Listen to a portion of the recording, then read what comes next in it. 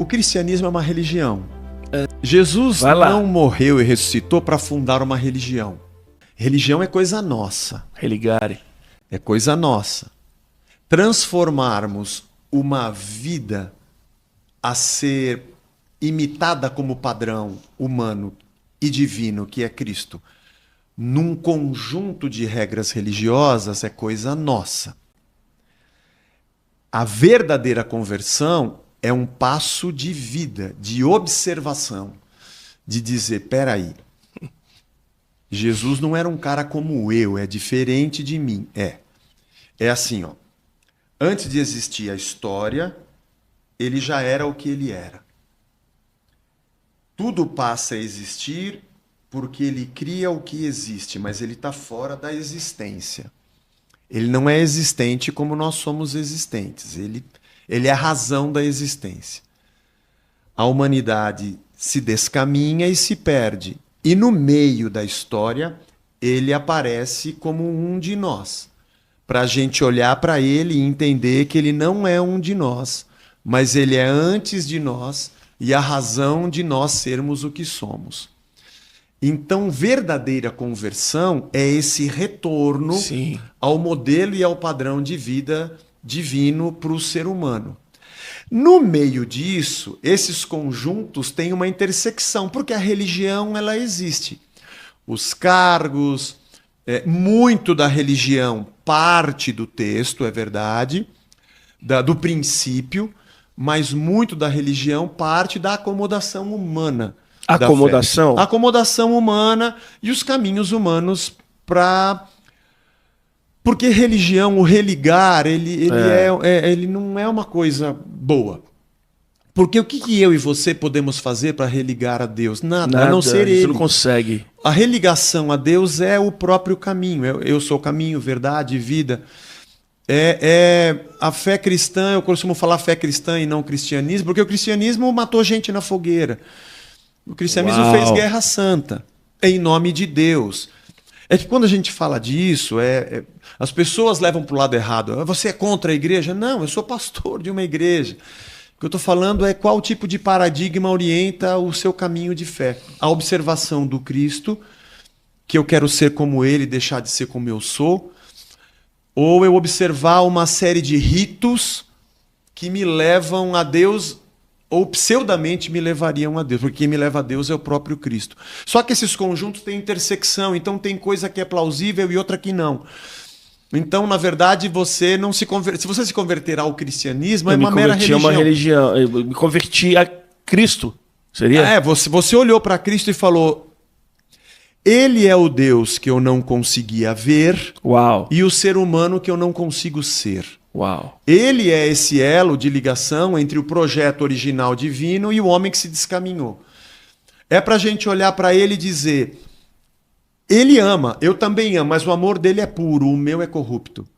Ele é justo, eu também tenho justiça, mas a minha justiça não é perfeita. Isso é letra de música, cara. Vai. Ele é um tipo de ser humano que a gente não consegue... Eu preciso segui-lo. Eu preciso segui-lo. Então a fé cristã em Cristo, ela é muito mais simples. Eu não estou dizendo que a religião por toda ela é uma coisa perniciosa. Porque é impossível você não ter o rito. Mas ela é perigosa e a gente tem que saber o que permanece e o que não. E ao longo de tantos séculos vai se acumulando tanta coisa que quando você vai para o texto, você fala, gente, mas obséquio. Olhando aqui os textos, o que Jesus diz e o que Paulo diz, acho que isso que a gente faz não é tão necessário. Acho que é uma prática mais da nossa preocupação em sermos agradáveis a Deus que não é necessária. E talvez até ela incorra num erro de eu querer fazer alguma coisa para que Deus olhe para mim como se eu fosse o Redentor. E eu não sou. O Redentor é o próprio Jesus, é só segui-lo. Deus não gosta de mim porque eu sou perfeito. Eu continuo sendo um pecador. É porque eu sou um seguidor, é porque eu sou um arrependido, é porque eu quero andar com ele. Só isso, já tá bom, já não precisa de mais do que isso. Exato. Então a fé cristã, ela difere da religião exatamente por conta de uma palavra que a gente fala muito, que é a palavra graça. Isso. Como é que eu chego de novo diante de Deus? Eu não tenho o que fazer. mas eu digo, eu quero andar como Jesus andou. Ele é o caminho que me leva de volta, não é o meu rito. Eu costumo dizer assim, não é porque eu sou, é porque eu o adoro. Ah, porque eu adorei e cantei uma música, Deus gosta de mim. Apesar de que eu canto a música porque eu o adoro. Mas não é por isso. Eu não faço esse rito para ser aceito. Aceito eu já fui, eu faço porque eu sou grato. Vou dar um exemplo aqui entre nós. Imagina o meu filho, nós temos filhos, né? O meu filho fala, se eu disser para o meu pai, pai, eu te amo, ele vai me dar um presente. Eu não quero ter uma relação assim com meu filho. Essa é a religião. Eu vou fazer alguma coisa para Deus olhar para mim e falar, parabéns, você merece. Agora, eu entendo que eu queimei a cortina, chutei a bola no xaxim da minha mãe, mas a minha mãe me ama. Meu pai, quando eu ainda era pequeno, deu a vida, fez tudo por mim quando eu nem podia andar. Pai, eu te amo. Eu acho que eu nunca vou conseguir pagar o que você fez por mim. Se a gente pegar na ponta do lápis e fizer uma conta, desde o pré-natal, desde o casamento, tudo que a gente gastou com os nossos filhos, escola, plano de saúde, é uma coisa impagável. Mas não está na conta da grana, está na conta da relação de amor. A religião, ela tem um perigo de me fazer sentir alguém que posso pagar para Deus o que ele fez por mim, e eu vivo praticando ritos e mais ritos, e isso me causa orgulho, porque no momento em que eu possuo alguma coisa, eu acho que eu sou melhor do que você porque eu estou mais perto de Deus, sendo que todos nós, ao pé da cruz, estamos no terreno plano. Fomos nivelados. A gente é tudo igual. E isso não significa que eu não adoro, isso não significa que eu não amo, mas eu não faço isso para ser aceito por Deus. Aceito eu já fui pela cruz. Eu faço isso porque eu sou grato, porque eu quero mesmo. Não é uma relação de interesse, é uma relação de verdade. Eu não estou olhando atrás de você o que você possui para te elogiar e tirar uma casquinha. Eu quero só mesmo estar perto de você. É isso que a fé cristã propõe. A religião do cristianismo tem muita coisa no meio que precisa ser limpada para ficar só de verdade o que é a relação cristã. Mas isso é assunto muito longo, cara. Isso é assunto. Essa é uma avenida muito longa. Maravilhoso, cara. Mas prossegue. É muito interessante. Eu cortei sua pergunta. Não, adorei porque é o seguinte, a gente às vezes fala certas coisas, como vi do judaísmo e tal, para o cristianismo era mais uma questão de fala, mas quando você pensa, você fala, cara, realmente é isso. Por exemplo, tinha um cara, inclusive foi o primeiro cara que eu frequentei, até hoje me considero parte não é nem uma igreja, a gente chama de gathering. Gathering é tipo um juntar de pessoas. Ajuntamento. Ajuntamento. Ele falava assim, cara, se você um dia de sexo esqueceu o umbrella, o guarda-chuva na igreja, eu vou fazer você engolir o guarda-chuva, porque você é igreja. Brincando, né? Mas o que eu ia falar sobre a questão do dízimo, né? Uma coisa que sempre me chocou, Zé, assim... eu não estou aqui querendo julgar, falar tal, mas quando eu me converti, e realmente você me fez voltar lá no dia 26 de dezembro de 2006, que parece que as escamas caíram dos meus olhos. Eu falei, caraca, isso aqui, uau! Então quer dizer que como é que eu vou perder algo que eu não ganhei, que eu não lutei para ganhar, que é a graça, né?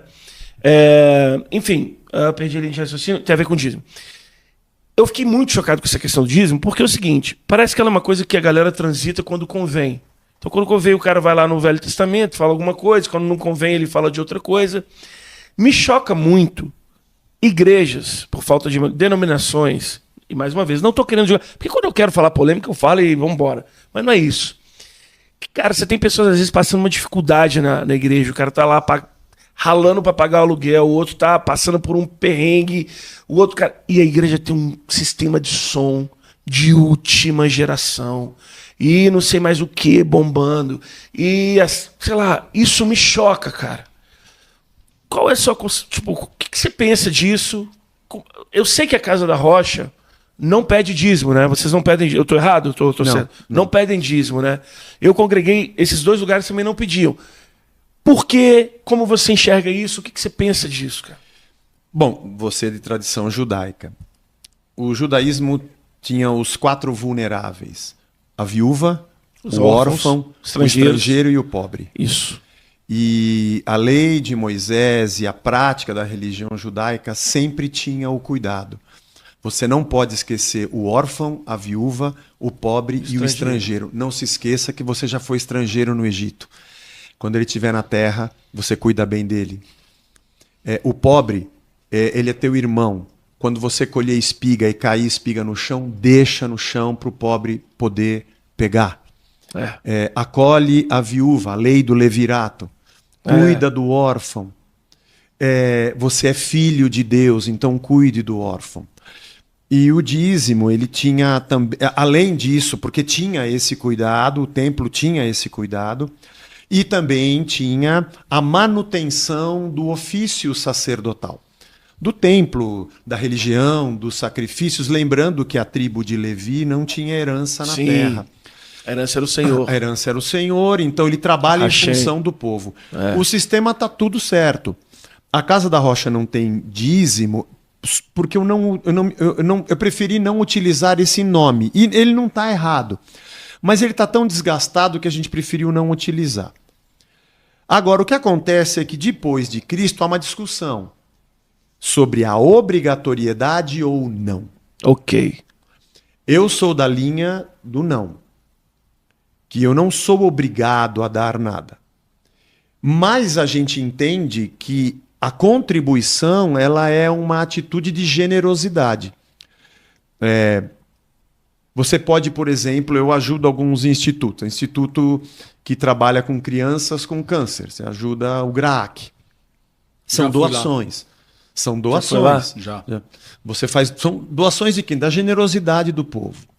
Então a comunidade da fé é um lugar de generosidade. A gente tem lá o nosso instituto, que trabalha no contraturno com crianças do nosso bairro. Então as pessoas contribuem. É obrigatório? Não. E se não tiver? Se não tiver, a gente para por um tempo. Mas então a gente tem que fazer alguma coisa para continuar. Que legal, movimento sincero, genuíno da sua generosidade. Tem também um movimento de gratidão. Ali também, na nossa comunidade, tem as classes que estão os nossos filhos ali. Sim. Agora, no próximo final de semana, a gente tem um espetáculo lá de Natal com as crianças. Que incrível, já vi sempre os muito vídeos. Aliás, vão ter 2 muito bonitos. Um com as todo crianças... mundo toca, né, da igreja, a galera meio que... Eu vi um vídeo uma vez de tem vocês. Tem um que fez, o pessoal tudo tocando. Sensacional. Muito legal. Então, é também uma comunidade cultural. Sim. De vidas entrelaçadas. Isso, tem um preço, um custo, que eu digo... Tem um custo. Gasto, melhor tem dizendo. Um gasto. Nosso salão é para auditório para 700 pessoas. A gente tem que ter um sistema de som. A gente tem que ter. Eu tenho que ter banheiro para todo mundo. Eu tenho que cumprir lei também. Tem que limpar, tem que lavar. Tem que ter zeladoria, tem que ter segurança luz na porta, luz, estacionamento. Você tem tudo isso. Qual a medida onde eu balanceio um projeto pessoal de instituição e uma comunidade de serviço? Porque eu preciso ser uma instituição, mas não posso me esquecer o serviço que eu presto. É aqui no meio que a ética do grupo que pastoreia, ou que comanda, ou que lidera, vamos usar liderança, vai se alimentar de um tipo de interpretação do texto para dizer, eu acho que isso aqui é o mais ético.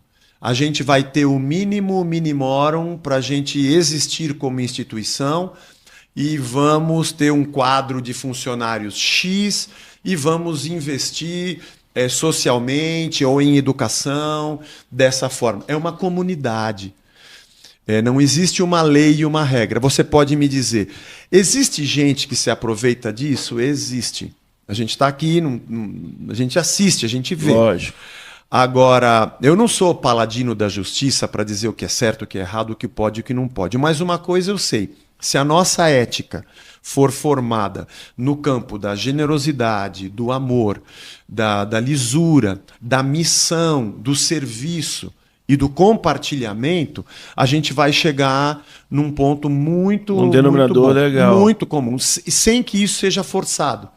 E que a pessoa chega lá e ela participa porque ela ama, porque ela compartilha a vida com pessoas.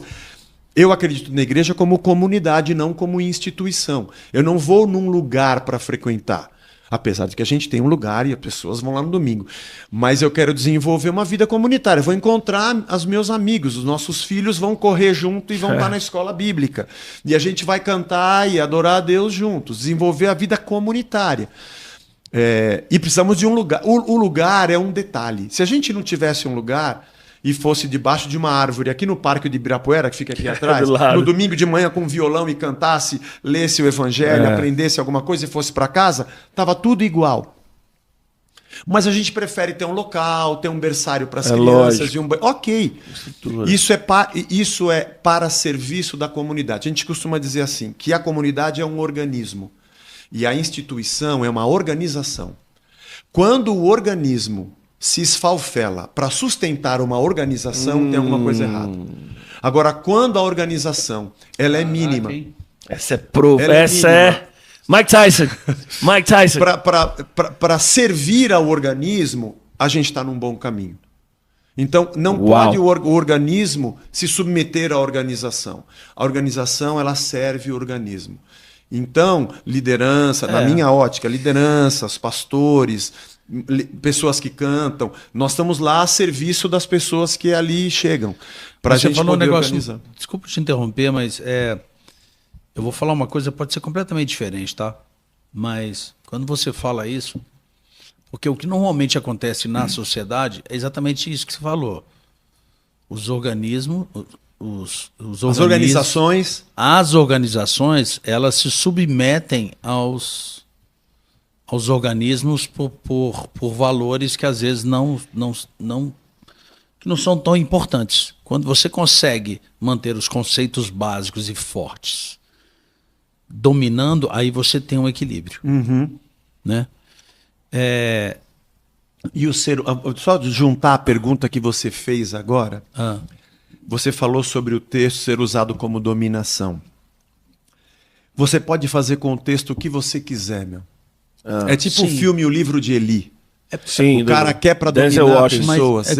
Você explicou um negócio muito interessante, principalmente do hebraico, que você falou que o hebraico era tribal. É tribal. É tribal que vem de tribos, literalmente. Não, sim, eu tô falando porque eu sempre cheguei à Bíblia como um livro muito metafórico. E essa metáfora, esse espaço da metáfora, que é provavelmente baseado muito na história da condição da língua hebraica, me corrija se eu estou errado, ele acaba dando interpretações diferentes que são baseados em quem está fazendo a transcrição ali.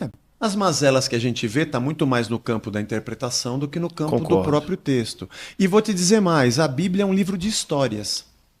Você lê o Antigo Testamento, é a história do povo hebraico. E o Novo Testamento é a história da igreja. É um livro de histórias. A gente diz que nas pregações... um caminho muito bom é a teologia narrativa, que é a gente compreender o contexto histórico e o porquê, naquele momento, naquela história, aquele cara disse o que disse e porque Jesus fez o que fez dentro daquele contexto. A gente diz que isso aqui é a nossa exegese, é extrair do texto o sentido naquele contexto, 2000 anos atrás, e depois a hermenêutica, onde a gente pega aquele valor para transportar para o mundo de hoje com um abismo de 2000 e tantos anos, para dizer aquilo que significava aquilo lá, de verdade significa isso aqui hoje. Para a gente não usar o texto nu e cru, goela abaixo de alguém que nem sabe por que veste aquela roupa ou usa o cabelo como usa, sem interpretar. Os contextos. Os contextos são mais importantes, são tão importantes quanto o texto. Eu gosto de ver assim. Não, é porque, na verdade, o que acontece, assim, aí voltando à história da Grécia, tá? Como é que valores concebidos, e a Bíblia entra nessa também, como é que valores concebidos há mais de 2000 anos ou 3000 anos, eles continuam tão válidos? E eu vejo muito... O próprio 10 mandamentos é a base da democracia. E eu vejo muito hoje em dia as pessoas definindo regras, eu falo assim, gente, faz o seguinte, volta lá em Platão, na República, volta lá em Platão, que você vai ter todas as definições que regem, de uma certa forma, a sociedade até hoje. E o que você está me dizendo, quando você fala da Bíblia, é muito isso também. Quando alguém diz assim, mas olha que coisa terrível, tinha que ter uma lei para isso aqui, para regulamentar isso aqui. Verdade, mas é uma pena, né? Você falou pena isso. A gente tem que ter Toda uma vez lei. Que tem mais uma lei, você fala que você fica, putz. Mais uma lei, porque tem que ter alguém para ameaçar com uma punição para tentar regulamentar o ser humano que cada vez está mais desorientado. Porque, na verdade, não é uma questão de o que pode e o que não pode. A questão é quem é você. Jesus deixa isso muito claro no Sermão do Monte. Quando ele diz assim... Mateus 6, né? Mateus 5, 6 e 7. Vocês ouviram o que foi dito. Aí ele cita a lei. Não matarás. Está na lei. Mas eu, porém, vos digo, se você odiar o seu irmão, você já errou. O próprio lance do adultério. Eu vou muito mais profundo do que simplesmente você não matar. Porque a questão não é só não matar. Porque se você odeia, você está matando de outra forma. Não adulterarás. Eu, porém, vos digo, você olhou para a mulher com intenção impura, você já pecou.